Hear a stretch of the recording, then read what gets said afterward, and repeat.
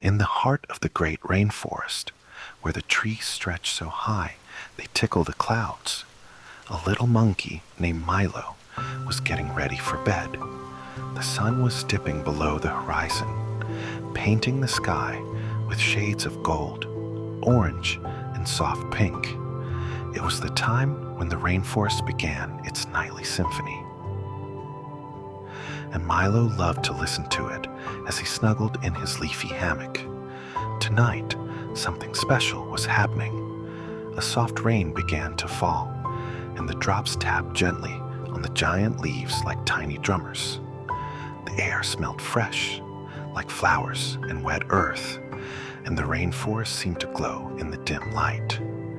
"Goodnight, Rainforest," whispered Milo, hugging his stuffed banana toy. Just then, a curious toucan named Tico landed on a branch above him. Tico's beak was bright like a rainbow, and he always had a playful twinkle in his eye. "Milo, don't go to sleep yet. You have to say goodnight to all our friends."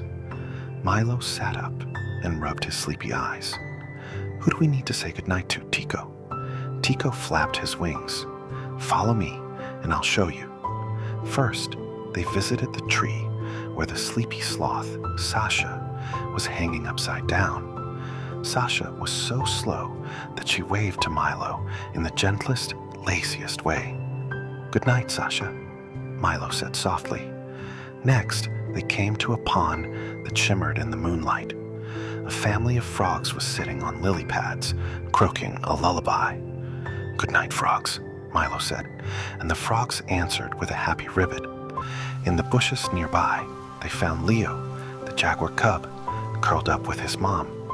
Leo yawned so big that Milo giggled.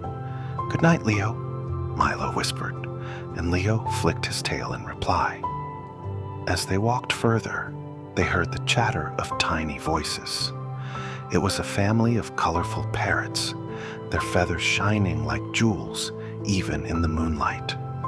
"Good night, parrots," Milo called, and the parrots squawked a cheerful goodnight back. Then they came to the edge of the river. Fireflies blinked like little stars, and in the water, a caiman floated lazily. Milo was a little nervous, but the caiman just blinked his sleepy eyes. "Good night, Mr. Caiman," Milo said bravely. Finally, they climbed to a high branch where they could see the whole rainforest.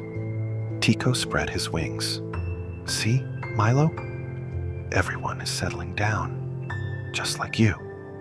Milo looked around. The frogs had stopped croaking, the parrots were tucked into their nests, and Sasha the sloth was already snoring softly. Even the rain seemed to be whispering a gentle lullaby. Milo yawned, feeling cozy and warm inside. "Good night, Tico. Good night, Rainforest. Thank you for being so wonderful." As Milo climbed back into his hammock, the rain finally stopped, leaving behind only the faintest dripping sound from the leaves. The gentle hum of the rainforest filled the air like a lullaby. Milo pulled his soft leaf blanket over himself and closed his eyes. He dreamed of Sasha swinging from the tallest branches, of frogs playing music on lily pads, and of fireflies lighting up the dark like little stars. In his dream, the rainforest came alive with magic, but it always felt like home. And under the watchful eyes of the moon and the whispering trees, Milo and the rainforest both drifted into a peaceful, dreamy sleep.